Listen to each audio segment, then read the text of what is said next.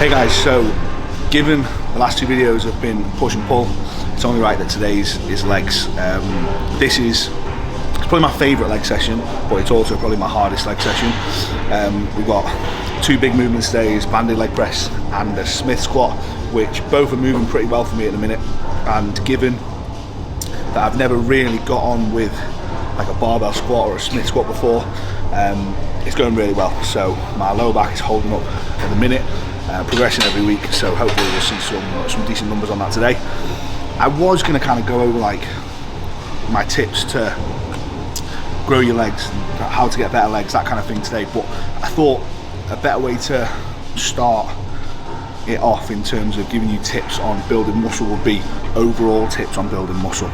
So because people understand that your legs, the muscles in your legs, they're the same as the muscles everywhere else, and the methods that we would use to build them would be the same as everywhere else. So I'm just going to kind of generalize muscle building tips and how to get the most out of your off season, how to get the most out of your gaining phase, and then obviously in future videos we can delve a little bit deeper into like specific muscle groups, exercises that I would use, things like that.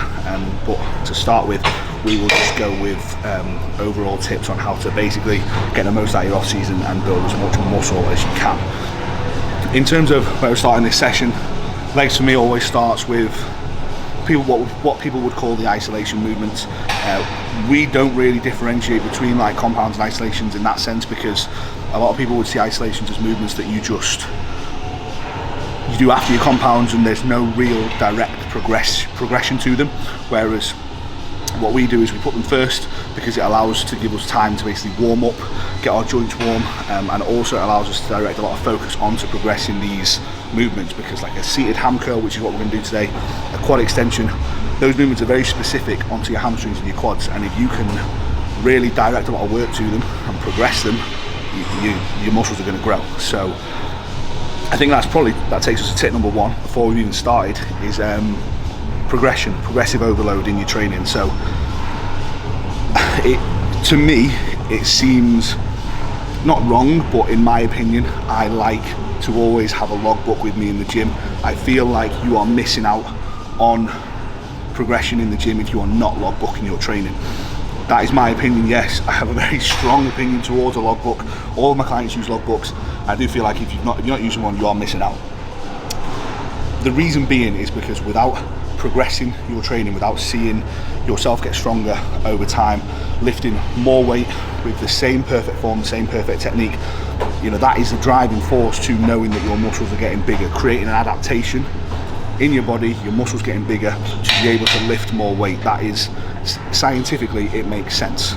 So that is why I'm an advocate of a logbook. It holds you accountable. It means that you can't go in and just have just half-arse this session because your logbook is telling you that you're not allowed to do that. So tip one is progress your training, logbook your lifts, and you will see progress when it comes to lifts, when it comes to your physique, all that kind of stuff.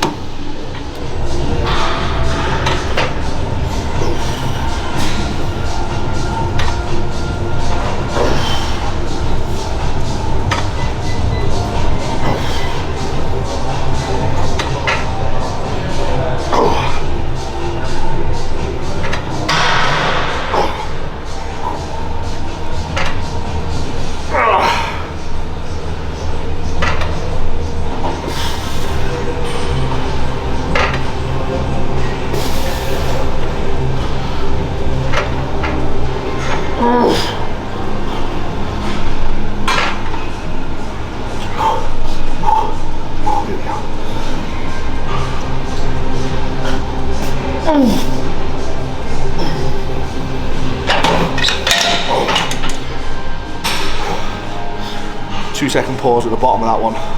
Again, like I said, I think I said this in the last video. First set, applying a pause there in the contracted position where it's hard. Second set, we won't. So essentially, it's almost like backing off on the weight and backing off on the direct stimulus from the pauses as well. So get two almost completely different movements within one exercise.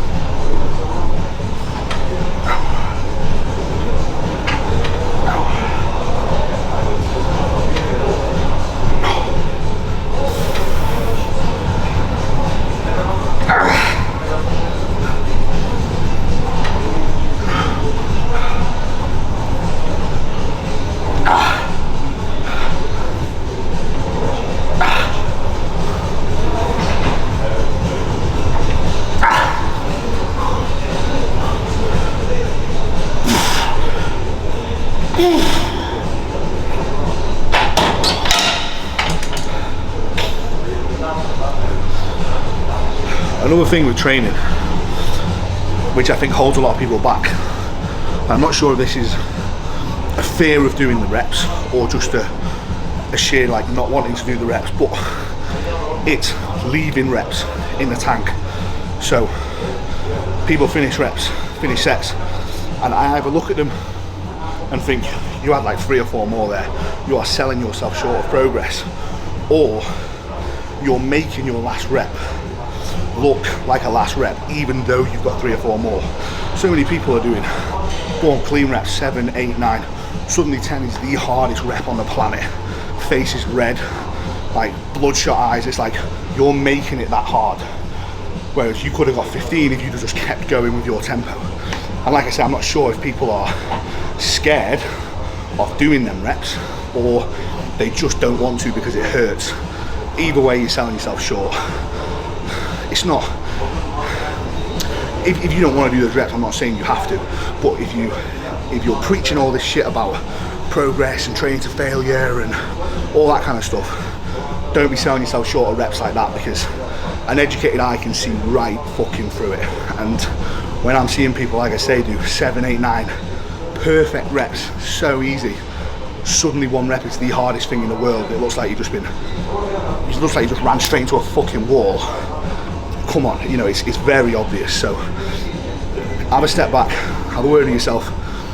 Intensity is key to training. You can be following the best training program in the world, the most tailored thing ever to you. If you're not training intense, you're going to get less progress out of that than someone following a bit of a generic plan but going fucking balls to the wall 110%. So match your words and your wants to progress with your intensity in training.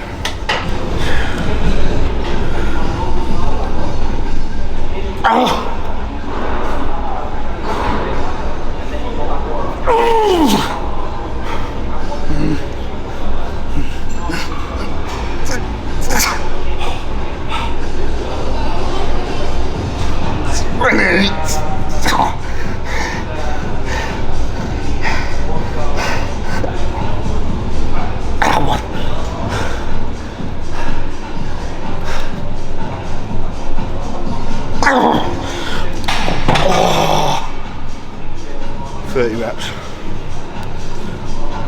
This adductor is that light that I'm now having to do 4-second eccentric, 2-second hold in the stretch, 2-second hold in the squeeze. And I told myself when I got to 30 reps I would move on to something else, but Max figured out a way to band it, so we're going to band it round for the next session to make it a bit harder, so we can keep doing adductors now because Max figured it out.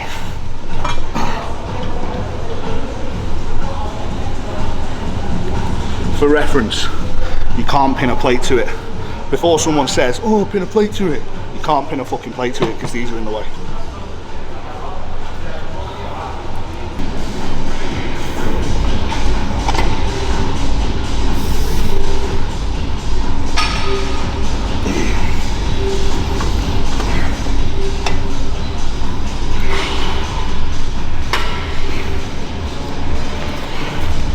This absolutely fucks my knees so bad.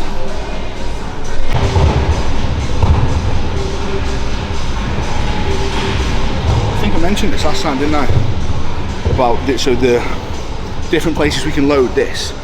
So the first set, we're loading it in the hardest position. So the weight being on the top here means that,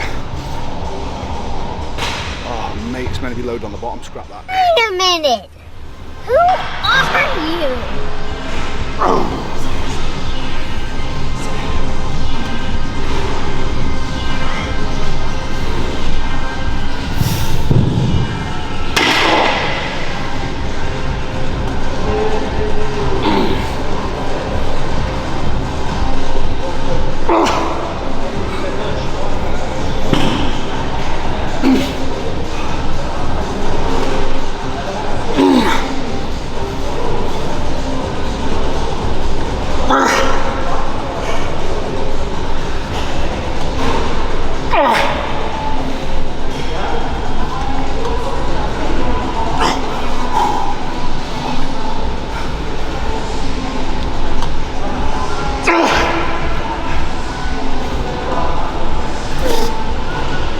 So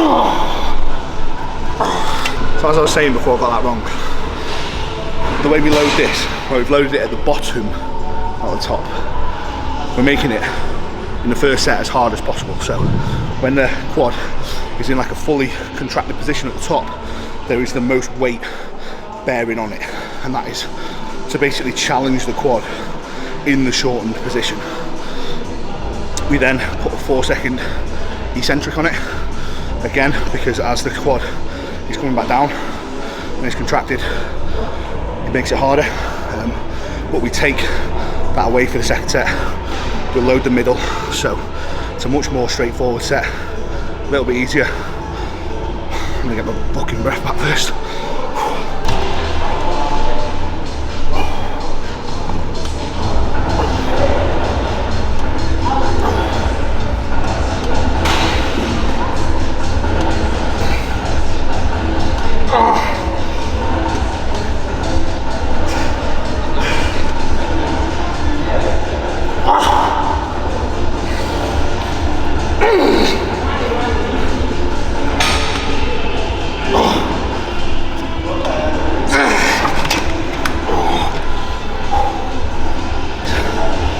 Straps on a quad extension. I've had a couple of people ask me like why I use them, and it's almost hard to explain the feeling of it. You will know when you're strapped in, pulling yourself down, how much more of a drag you can get with your leg and your actual quad. For me, it allows me to put a lot more emphasis directly on the quad instead of just thinking, right, I'm just going to move this weight. The load gets that big, you can't actually stay in the seat, and you don't want to be thinking about don't let go, because that takes away from shorten the quad. So strap in, hold on fucking tight, and go for it.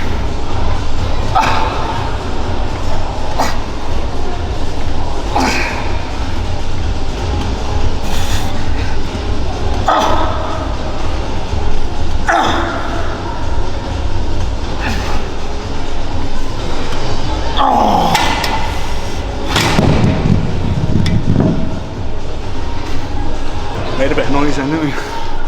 Oh well.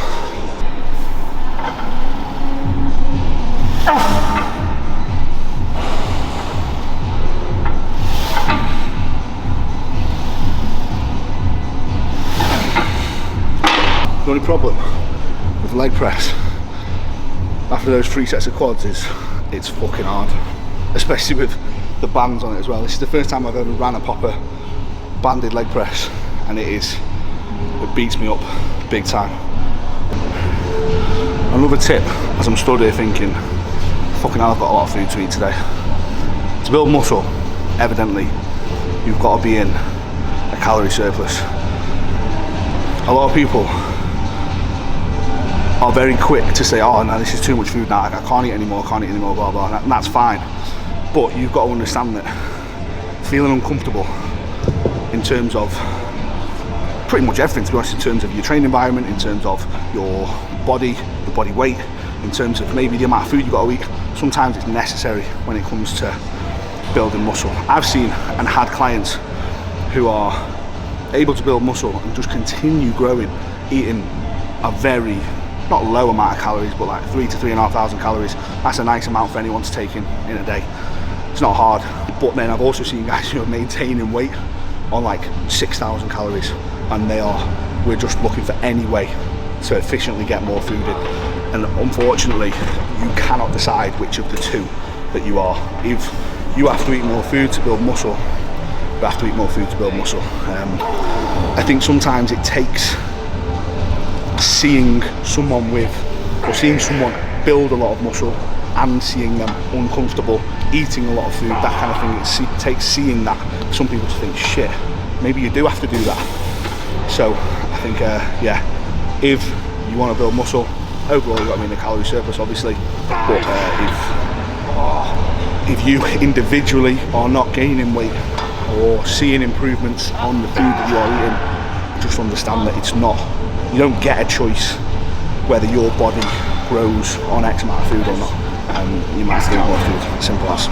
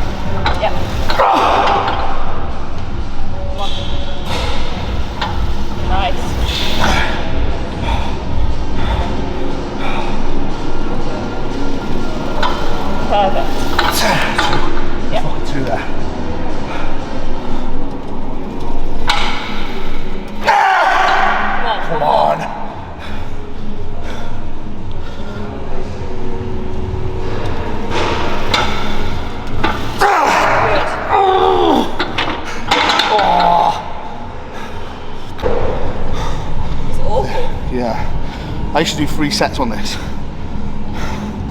and the 3rd set was just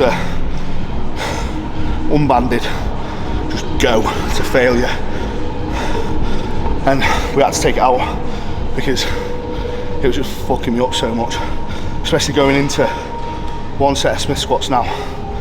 There was no merit to that 3rd set, but that was only because when I first started back with Cuba, my intensities didn't match his training methods anymore because I was untrained from that. So it took me a few weeks to get back to that. So the additional set was there to create the stimulus I needed to grow. But when my intensity eventually matched the training style, and I've got back to just as strong and now a stronger place than I was before, we can take it out. Fuck me. When I'm training, when I yawn, it's not because I'm tired. I yawn, you can even ask Hannah this. I yawn when I feel sick when I'm training, so it's normally after the big sets.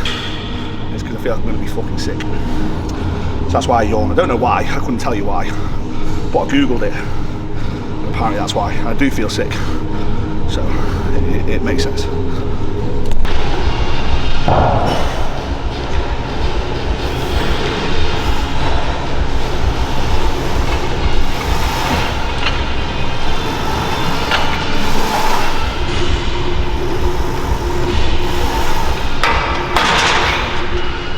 Getting into that's the hard bit.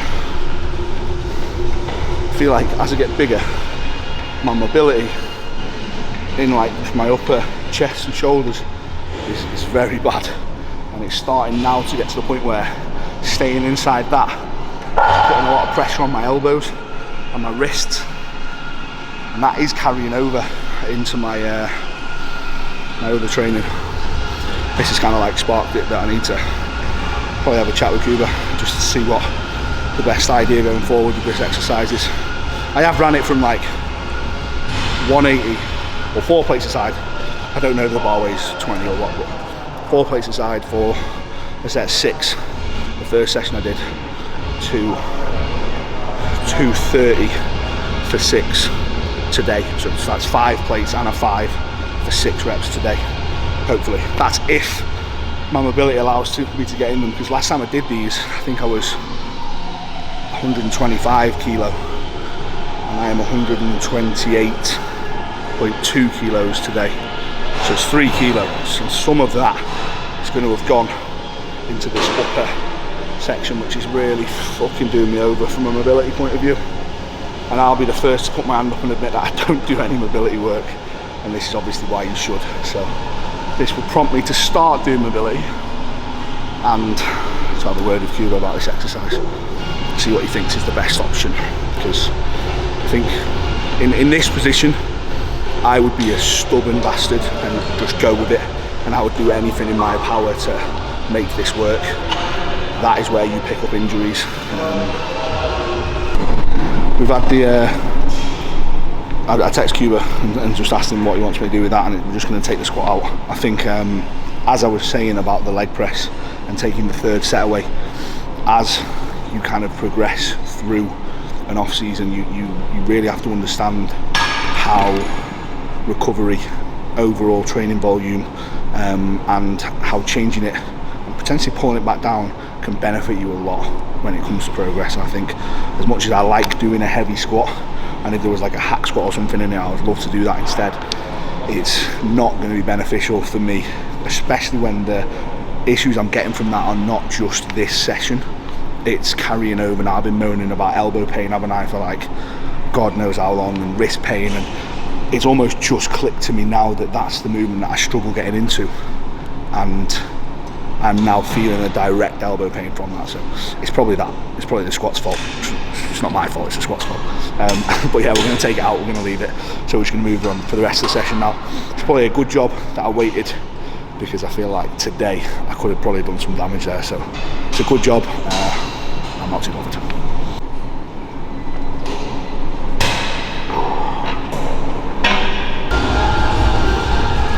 Right.